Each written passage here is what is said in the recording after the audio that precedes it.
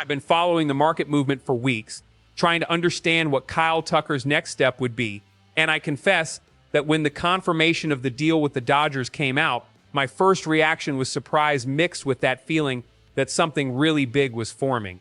$240 million over 4 years with deferred salary and 2 opt-out clauses.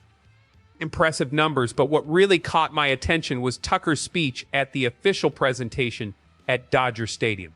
Tucker made it clear that he turned down financially attractive offers from the Toronto Blue Jays and the New York Mets. We're not talking about a player who simply followed the money, even though the contract represents a record annual average value of $57.1 million per season. We're talking about someone who evaluated the complete context, the organizational structure, the sporting moment, and most importantly, what it means to wear the Dodgers uniform at this exact moment in the franchise's history. What impressed me most was how Tucker described the fans and the connection between the city and the team. He talked about how the fans embrace the team, embrace the city, and want to encourage the players to take the field playing at a high level. This isn't agent talk trying to sell a nice narrative. It's the observation of someone who played against the Dodgers, felt the energy of Dodger Stadium as an opponent, and understood the weight of that blue jersey. But there's a part of his speech that I consider fundamental. Tucker was direct in mentioning that one of the reasons for choosing the Dodgers was precisely not having to be the team's main star. And this may sound strange to those who don't follow closely. Why would a player of Tucker's caliber choose a place where he'll share the spotlight with Shohei Ohtani, Freddie Freeman, and Mookie Betts?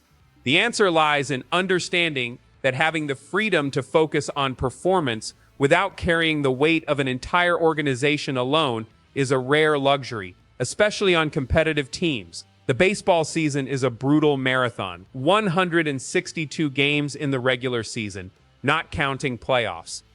When you're on a team where the pressure is distributed among several stars, where there's depth at all positions, everything becomes more sustainable. You're part of a well-oiled machine where each piece has its function and where the collective goal is clearly defined, winning the championship. And we can't ignore the historical context. Tucker directly mentioned the possibility of pursuing a third consecutive World Series title. This is extremely rare. The last team to accomplish this was the New York Yankees between 1998 and 2000. The chance to be part of a dynasty like that, to enter sports history, transcends even the numbers of a millionaire contract. The construction of this roster by the Dodgers is not accidental. The front office has demonstrated in recent years a remarkable ability to identify talent and create a winning culture that attracts elite players. Tucker isn't just another piece being added. He's a piece that fits perfectly with what the Dodgers are already doing, that complements what already exists, that raises the ceiling even higher for a team that's already the favorite before the season even begins.